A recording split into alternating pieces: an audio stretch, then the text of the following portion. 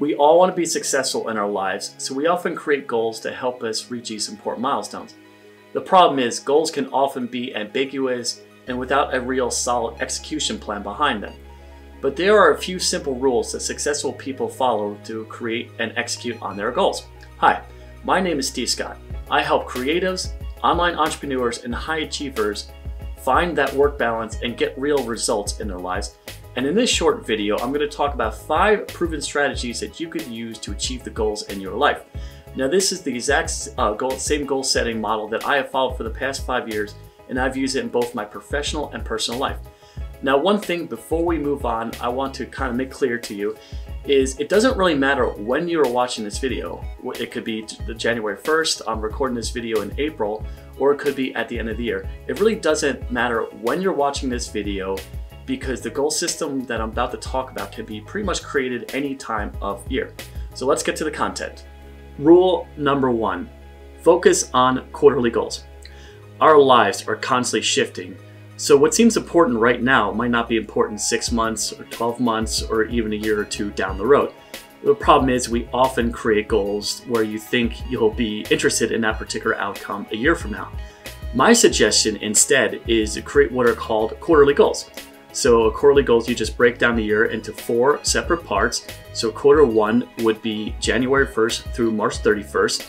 Quarter 2 would be April 1st through June 30th. Quarter 3 would be July 1st through September 30th.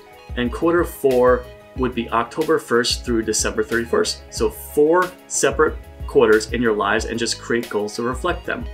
Now, this works in a number of ways. It helps you just stay motivated, so you just constantly see that the goal outcome is only a couple of weeks down the road.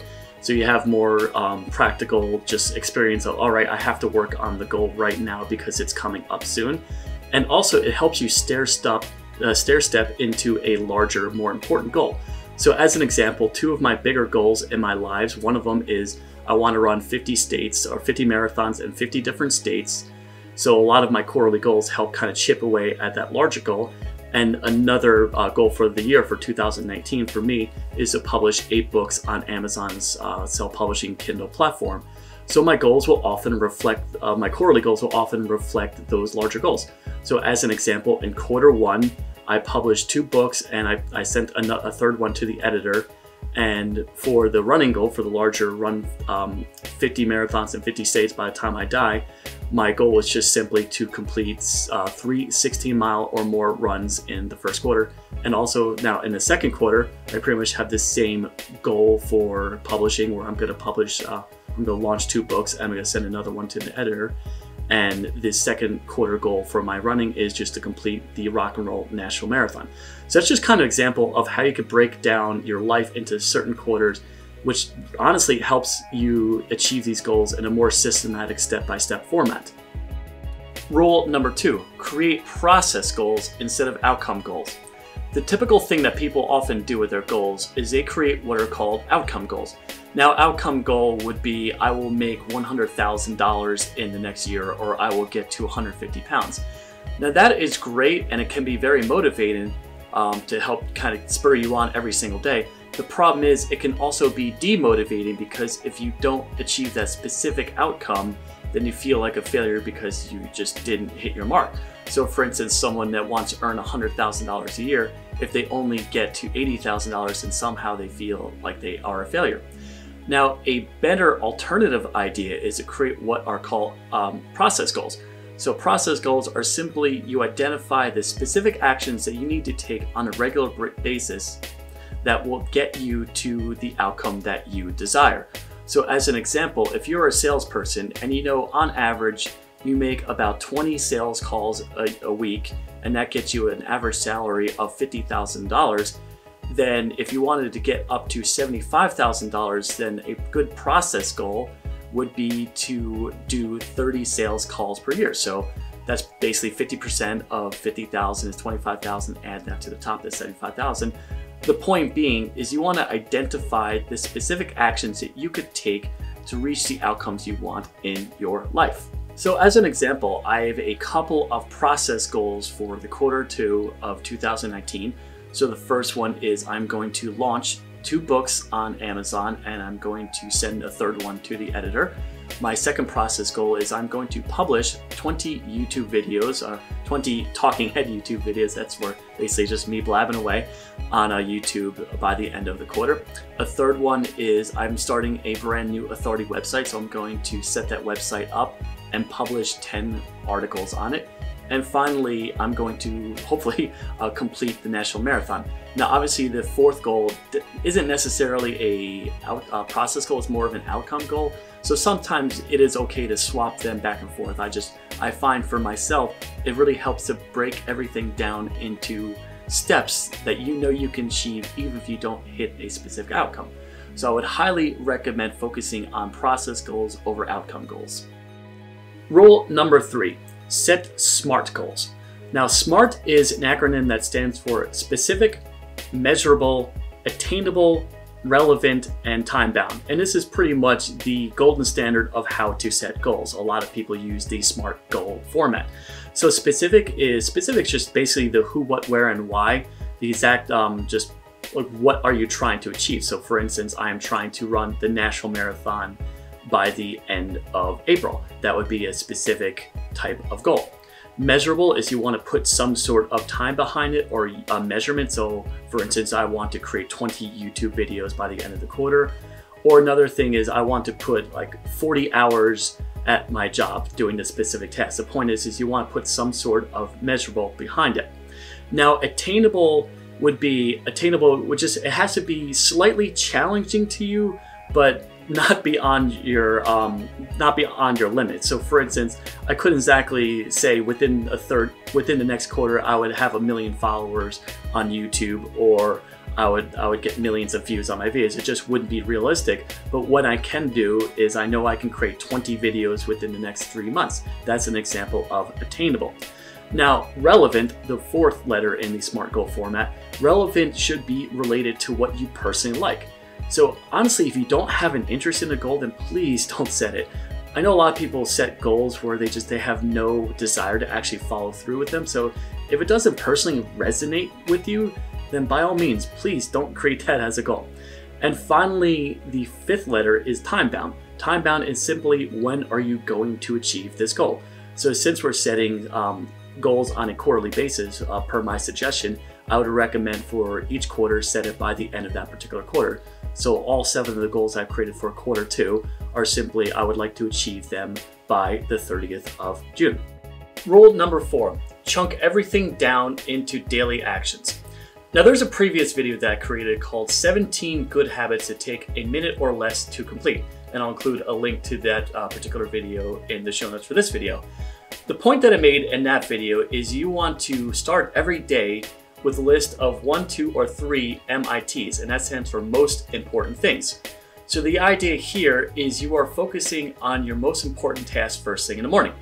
Now when it comes to goal setting, obviously you want to make sure that you start each day by working on the activities that directly relate to your goals. So for me, as a personal example, I start each day with a number of activities directly related to my top goals. So for instance, one of my activities is I write the script for these videos each morning. Another activity is I record these particular videos. Sometimes I'll do the first thing in the morning.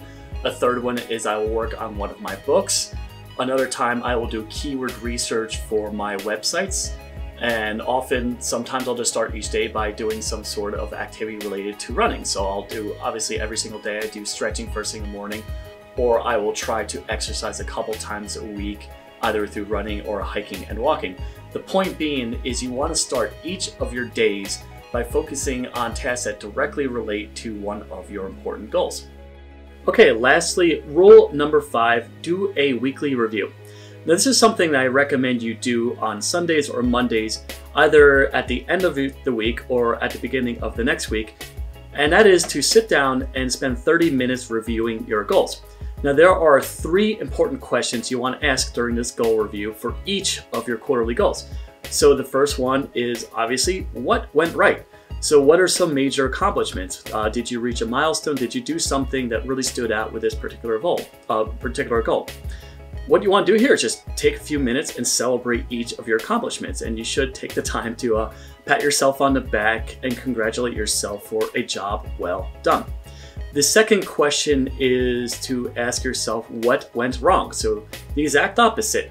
You want to sit down and identify the obstacles that you faced, the challenges, what happened that you didn't honestly plan to happen to you. And you want to be really just forthcoming about how you're writing down your response to these particular goals, to these particular challenges and obstacles that you faced.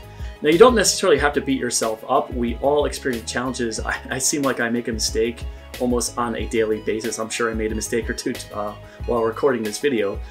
But the point is, you want to learn from each of these mistakes and use it as an opportunity to grow as a person. And the third question you want to ask yourself is, what is the game plan for the next 7 days or for the next week? That could include the specific tasks you want to work on certain days.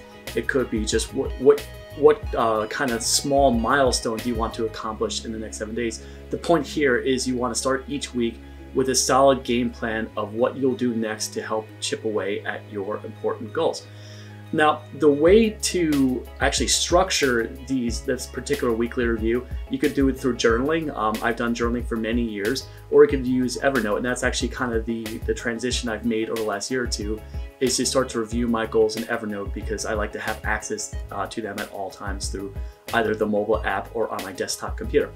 Now, there is one final thing that I would recommend for this weekly goal review, and that is to be honest about each of the goals. Often a goal just doesn't really resonate with you even after working on it only after a month or two. So you might want to be just brutally honest and say, is this a goal that's currently still important to me? And it's okay if you decide that, hey, after a few weeks, I really didn't like this particular goal. It's not working for me. I'll either get rid of it or decide to work on it in the future. So as an example, my first quarterly goal, or one of my quarterly goals, was to create 20 YouTube videos. And I tried to outsource the entire process. I hired a scriptwriter to take some of my old content and just create a script out of it. I hired a narrator, and I hired a videographer. The problem is the end product, people just didn't respond well to it. It kind of looked like some of them looked like just a bad pharmaceutical commercial. It really just didn't have that kind of personalized type of experience that people enjoy through YouTube videos. And I had a few people that were really honestly very forthcoming about what they thought about the video, and it helped me make a pivot into quarter two where I decided to create 20 videos. So that's just one example of deciding that, hey, a goal is just not working for you, and it is okay sometimes just to move on from a goal that just is no longer personally that important to you. So there you have it, 5 simple strategies that will help you set and achieve your goals. Now, goal setting is something that I'm going to be talking about extensively on this YouTube channel, so I would highly recommend subscribing to the channel and hitting the notification bell, and this is going to let you know whenever a video has been published. And I plan on publishing at least 1 or 2 videos per week in the near future. Now, I want to throw it over to you. How do you go about setting goals? Have you had a good experience in 2019 so far with your goals? Is there any particular strategy that has personally worked for you that you would like to share with the audience? I would love to hear your feedback, so feel free to leave a comment on this video and share your thoughts. Well, thanks for watching, and I will talk to you next time.